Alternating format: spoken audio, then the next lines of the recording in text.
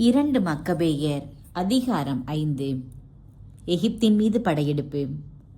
அதே வேளையில் அந்தியோக்கு எகிப்தின் மீது 2ஆம் முறையாக படையெடுத்தான். எருசலேம் எங்கும் ஏறத்தாழ 40 நாள் நடுவானில் காட்சிகள் தோன்றின. பொன்னாடை அணிந்த குதிரை வீரர்கள் ஈட்டியை ஏந்தியவர்களாய் உருவிய வாளுடன் கூட்டமாக உலவிக் கொண்டிருந்தார்கள். குதிரைப்படை அணிவகுத்து நின்றது. அப்பக்கமும் இப்பக்கமுமாக தாக்குதல்களும் எதிர் தாக்குதல்களும் தொடுக்கப்பட்டன. கேடயங்கள் சுழன்றன, ஈட்டிகள் குவிந்தன, அம்புகள் பாய்ந்தோடின. குதிரைகளுக்குரிய பொன் அணிகளும் எல்லா வகை படைக்கலன்களும் மின்னின. ஆகவே இக்காட்சி ஒரு நல்ல அறிகுறியாக இருக்க வேண்டும் என்று எல்லாரும் மன்றாடினர். யாசோன் எருசலேமை முற்றுகையிடல். அந்தியோக்கு இறந்துவிட்டதாக ஒரு புரளி பரவியது. உடனே யாசோன் 1000க்கும் குறையாத ஆள்களை கூட்டிக் கொண்டு போய் திடீரென எருசலேமை தாக்கினான். நகர மதில்மேல் இருந்த படையினர் துரத்தி அடிக்கப்பட்டனர். இறுதியாக நகர் பிடிபடும் நிலையில் இருந்தபோது மெனலா கோட்டைக்குள் அடைக்கலம் புகுந்தான். ஆனால் யாசோன் தன் சொந்த நகரத்தாரையே இரக்கமின்றி கொன்று குவித்தான். தன் இனத்தார் மீதே கொள்ளும் வெற்றி மாபெரும் தோல்வி என்பதை அவன் உணரவில்லை. தன் சொந்த மக்கள் மீது அல்ல, தன் எதிரிகள் மீதே வெற்றி கொள்வதாக எண்ணிக்கொண்டான். ஆயினும் ஆட்சி பொறுப்பு அவனுக்கு கிடைக்கவில்லை. இறுதியில் தன் சூழ்ச்சியின் பொருட்டு இழிவுற்றவனாய் அம்மோனியர் நாட்டில் மீண்டும் அடைக்கலம் புகுந்தான். இறுதியில் அவன் இறங்கத்தக்க முடிவை அடைந்தான். ஏனெனில் அரேபியருடைய மன்னனான அரேத்தாம் முன்பு குற்றம் சாட்டப்பட்டான். நகர் விட்டு நகர் ஓடினான். அனைவராலும் துரத்தி அடிக்கப்பட்டான். சட்டங்களை எதிர்ப்பவன் என்று வெறுக்கப்பட்டான். தன் சொந்த நாட்டையும் மக்களையும் கொள்பவன் என்று அருவருக்கப்பட்டான். இறுதியில் எகிப்துக்கு விரட்டப்பட்டான். இலசத்தேமோனியரோடு யூதர்கள் கொண்டிருந்த உறவின் பொருட்டு அவர்களிடமிருந்து பாதுகாப்பு பெறலாம் என்னும் நம்பிக்கையுடன் கடல் கடந்து சென்றான். பலரையும் தங்கள் சொந்த நாட்டினின்று அகதிகளாக கடத்தியவனே இறுதியில் அகதியாக மாண்டான். அடக்கம் செய்யாமல் பலரையும் வெளியே வீசி எறிந்த அவனுக்காக துயரம் கொண்டாடுவார் யாரும் இல்லை. அவனுக்காக எவ்வகை அடக்க சடங்கும் நிகழவில்லை. அவனுடைய மூதாதையரின் கல்லறையில் இடமும் கிடைக்கவில்லை. அந்தியோக்கு எருசலேமை தாக்குதல். நடந்தவை பற்றி செய்தி அந்தியோக்கு மன்னனுக்கு எட்டிய போது யூதேயா நாடு கிளர்ச்சியில் இறங்கியுள்ளது என்று அவன் எண்ணினான்.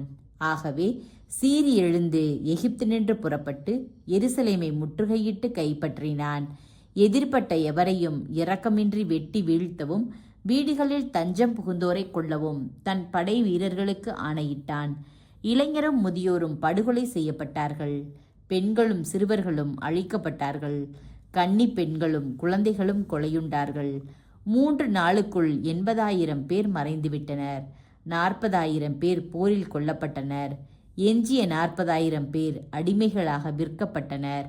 இத்தோடு மனநிறைவு அடையாத அந்தியோக்கு திருச்சட்டத்துக்கும் தன் நாட்டுக்கும் துரோகியான மெனலா காட்டிய வழியில் உலகெங்கும் மிக தூயது என்று கருதப்பட்ட கோவிலிலும் புகத் துணிந்தான். தீட்டுப்பட்ட தன் கைகளால் தூய கலன்களை கைப்பற்றினான். தூய இடத்தின் மாட்சியும் பெருமையும் ஓங்க வேற்று நாட்டு மன்னர்கள் அளித்திருந்த நேர்ச்சை படையல்களை தன் மாசுபடிந்த கைகளால் கவர்ந்து சென்றான். இருமாப்பு கொண்டவனாய் அந்தியோக்கு அந்நகரில் வாழ்ந்தவர்களின் பாவங்களை முன்னிட்டே சிறிது காலம் ஆண்டவர் அவர்கள் மீது சினம் கொண்டுள்ளார் என்பதை உணராதவனாய் தூய இடத்திற்கு களங்கம் வருவித்தான். அந்நகர மக்கள் பற்பல பாவ செயல்களில் ஈடுபடாதிருந்தால் கருவூலத்தை பார்வையிட செலுக்கு மன்னனால் அனுப்ப பெற்ற எளியதோரை போல் இம்மனிதனுக்கும் அங்கு வந்தவுடனேயே கசையடிப்பட்டிருப்பான். தன் விவேகமற்ற செயலை விட்டுவிட்டு பின்வாங்கி இருப்பான்.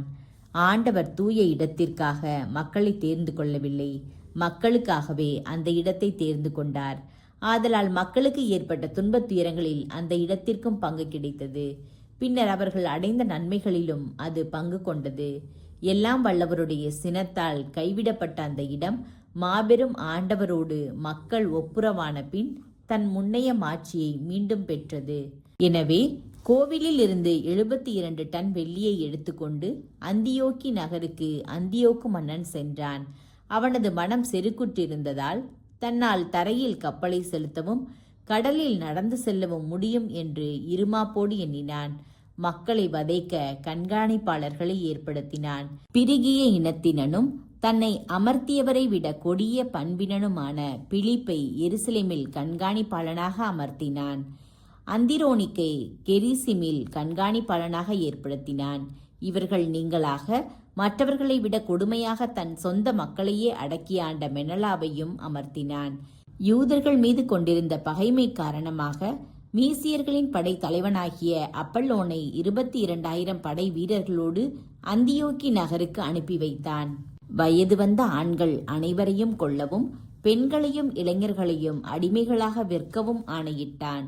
அப்பல்லோன் வந்தபோது நட்பு நாடி வந்தவன் போல நடித்து தூய ஓய்வு நாள் வரை காத்திருந்தான்.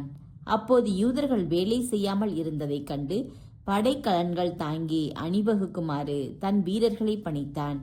வேடிக்கை பார்க்க வெளியில் வந்த அத்தனை பேரையும் வாளுக்கு இரையாக்கினான். பின்பு படைக்கலன்கள் தாங்கிய வீரர்களோடு நகருக்குள் பாய்ந்து பெரும் திரளான மக்களை வெட்டி வீழ்த்தினான். ஆனால் மக்கபே என்று அழைக்கப்பெற்ற யூதா ஏறத்தாழ 9 பேருடன் பாலை நிலத்திற்கு ஓடி சென்றார். காட்டு விலங்குகளைப் போன்று அவரும் அவருடைய தோழர்களும் மலைகளில் வாழ்ந்தார்கள். தங்களையே தீட்டுப்படுத்திக் கொள்ளாதவாறு காட்டுக் கீரைகளை உண்டு காலம் கழித்தார்கள்.